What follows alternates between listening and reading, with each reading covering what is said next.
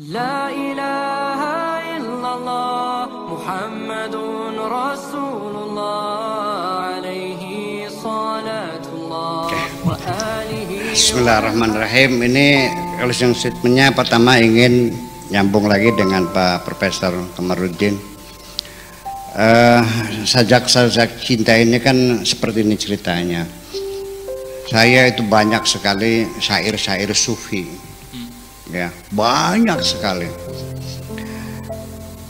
Apa yang mereka katakan ketika melampiaskan cintanya itu, mereka ceritanya arak, minuman keras, secangkir arak, mabuk, bidadari.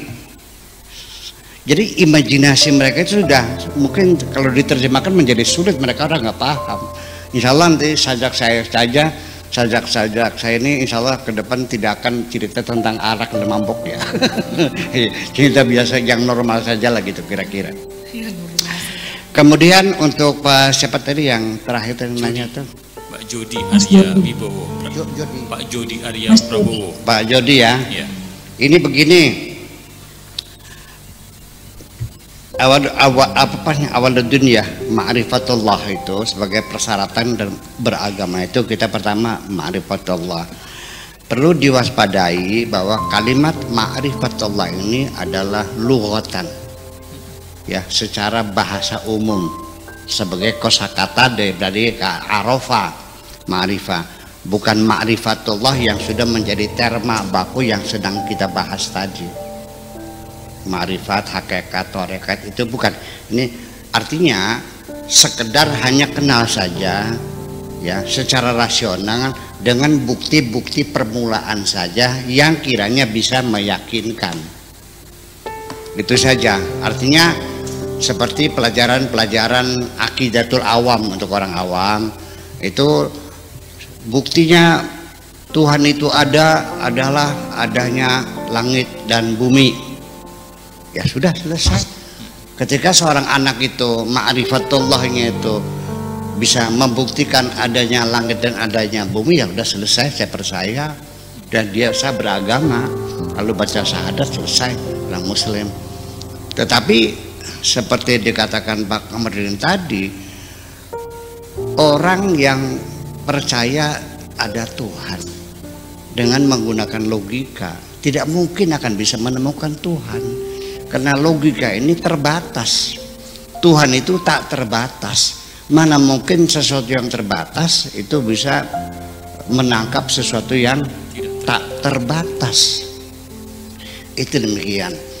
Kemudian ma'rifatullah dalam artian di kitab-kitab teologi, kitab tauhid, ilmu kalam. Oke, kita mengapa? Tapi itu kan untuk anak-anak kita.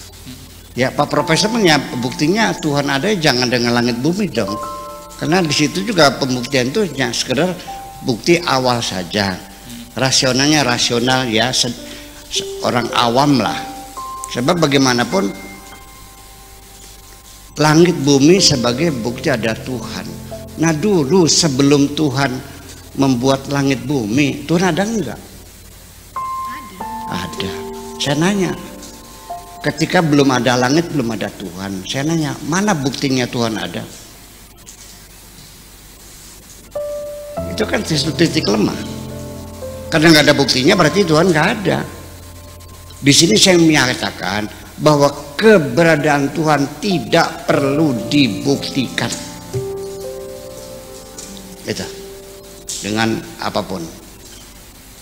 Nanti setelah kiamat, langit bumi digulung, habis, nggak ada langit, nggak ada bumi. Sananya Pak Alkar, masih percayakah engkau pada Tuhan? Masih. Mana buktinya? Anda melongo, nggak ada buktinya. Berkesimpulan nanti Tuhan nggak ada kalau begitu. Jadi walau bagaimanapun orang yang percaya Tuhan tidak bisa membuktikan keberadaannya, orang yang tidak percaya Tuhan juga tidak bisa membuktikan ketiadaannya. 50-50 aja lah. Itu. Nah itulah. Jadi pengertian ma'rifatullah di sini adalah artinya standar awam saja, bukan sebagai lughatan. Kalau istilahan ma'rifatullah ada satu level tertentu, orang sedang melalui tarekat, melalui syariat dan akhirnya kepada ma'rifat itu beda. Seperti contohnya, ini satu, saya mengkritiki orang Arab ini sesungguhnya. Ya. Orang Arab ini di dalam Al-Quran, Dzalikal kitabul la raiba fihi hudal lil muttaqin alladzina yu'minuna bil ghaibi wa yuqimunas sholata. Lihat tulisannya begini, as-salat ini shad lam wawu ta. Ya. Ini sebetulnya kata ini tidak bisa dikonjugasikan. Yang dikonjugasikan adalah aqama yuqimu. Yuqimunas salat. Saya nanya, apakah Anda sudah salat? Bukan hal salaita, hal aqamtas salat. Jawabnya, na'am, aqamtus salat. Ila aina tadhabu? Ilal masjid. Madza tafalu? Uridu an uqimas salat. Yang ditasdid itu iqamahnya. Begitu as-salat dikonjugasikan dengan shalla yusalli, seperti biasa di masjid, sallu jami'atan rahimakumullah.